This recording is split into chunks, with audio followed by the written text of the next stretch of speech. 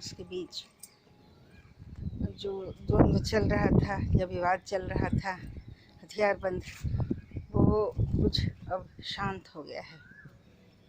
अब इससे बढ़िया क्या हो सकता है कि जहाँ कुछ लोग इस युद्ध के चर्चे कर रहे थे कि इसी बहाने संसार में दो धड़े हो सकते हैं और दोनों धड़े एक दूसरे से भिड़ सकते हैं और विश्व युद्ध का स्वरूप लिया जा सकता है।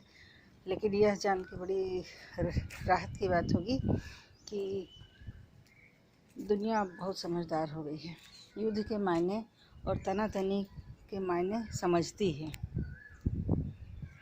अब तनातनी को युद्ध तक नहीं ले जाना है, लगता है कि अब संसार के देश समझ गए हैं।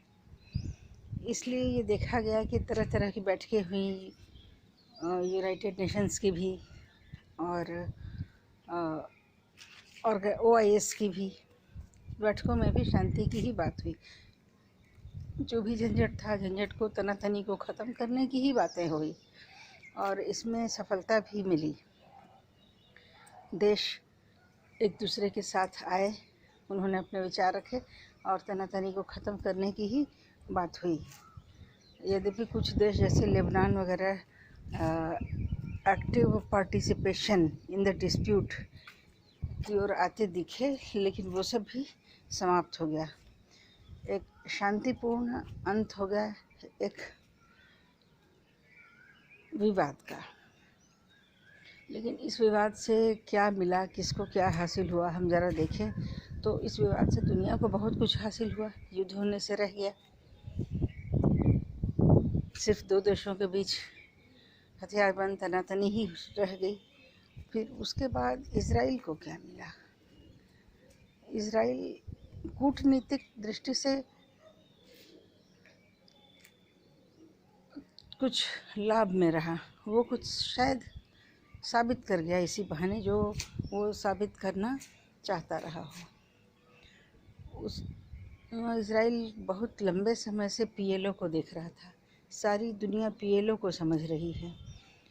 अगर फ़िलिस्तीन का संबंध लगातार फ़िलिस्तीन लिबरेशन ऑर्गेनाइजेशन से रहा है, यासिर अराफात के समय को हम याद करें, उनको दुनिया एक तरह से रिकॉग्नाइज़ करती थी और भारत से उनके करीबी संबंध रहे थे। तो ये PLO जो है, ये फ़िलिस्तीनियों का एक तरह से ऑथराइज्ड संगठन के रूप में संसार में कई दशकों से रहा। कई दशकों से फ़िलिस्तीनियों के लिए आवाज़ उठाना या उनके संबंध में बात करना, इसके लिए PLO ही ऑथराइज्ड रहा था। दुनिया ने हमास को उतना नहीं जाना था। हमास को एक उग्रवादी संगठन के रूप में जाना था। यहाँ तक कि भारत के पूर्व प्रधानमंत्री भी यासिर अराफात से भी अच्छे संबंध रहे हैं, अच्छे संबंध दिखाई दिए। अतीत में हम दोनों के बीच काफ़ी वार्ता की भी बातें सुनते आए।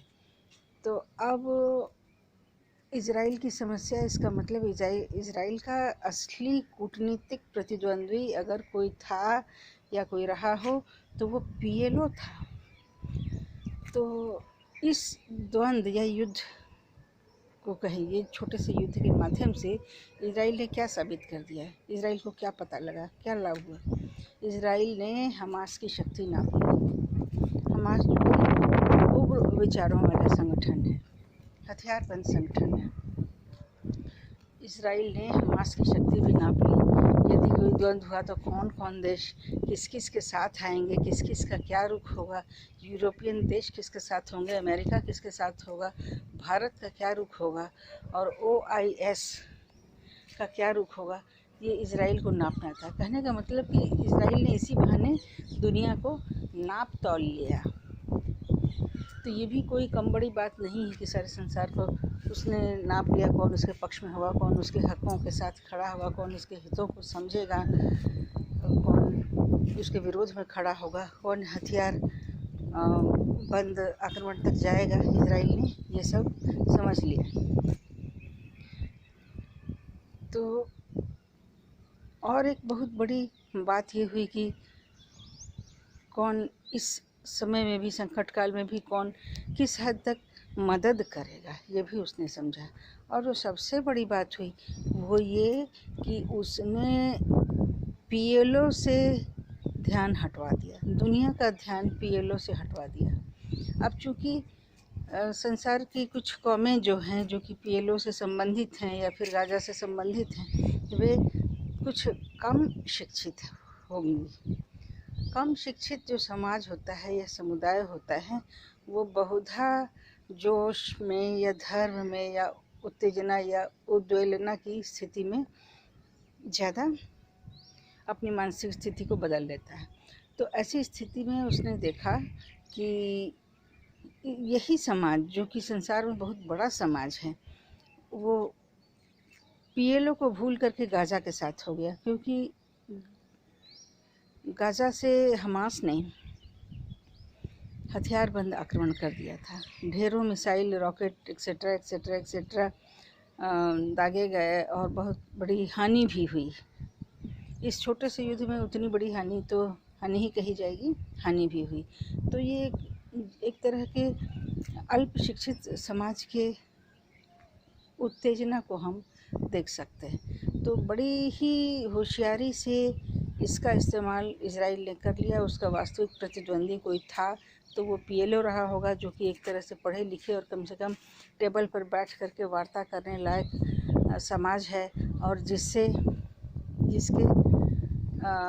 जिसके भी साथ जाए तो कम से कम वो अपने आप को छोटा ना महसूस करे। पीएलओ एक ऐसा समुदाय था, जो कि एक ऐसा दल था जो कि बात करने लायक था। लेकिन इजराइल ने उसी को तस्वीर से हटवा दिया। तस्वीर में कौन आया? हमास का समर्थन तो शायद ही कोई संसार का कोई देश करे और उसके साथ खुल करके हो जाए। हमास का समर्थन तो कोई भी खुल करके नहीं कर सका किसी भी बैठक में, लेकिन पीएलओ के साथ बहुत सारे देश हो सकते थे। तो वास्तव में इजराइल को पीएलओ को हटा करके हमास की ओर ध्यान केंद्रित करना था या ना भी करना था। तो ऐसा हुआ, जो कि इजराइल के लिए बहुत फ़ायदेमंद रहा। क्योंकि भविष्य में कोई वार्ता होती तो टेबल पर पीएलओ को बिठाया जाता, उसे पीएलओ को हटाना था और ऐसा हुआ। फिर मिलते हैं अगले वीडियो में इसी तरह के टॉपिक्स के साथ। जय हिंद, जय भारत।